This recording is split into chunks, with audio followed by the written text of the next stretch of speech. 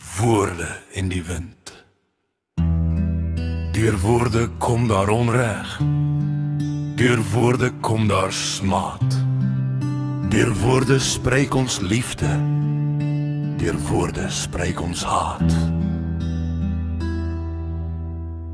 Gedagtes wat ons koester, stilswyn diep bewaak.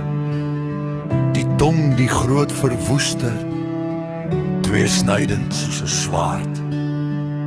Die spottery ter woorde, in dwaasheid hom verlaat, soos 'n hond sy eie braaksel, al lekkend op sal raap. In valsheid sy getuienis, die onskuld sweer hy wraak. Sy soetheid ken geen perke, deur die doodskuil opgeraap.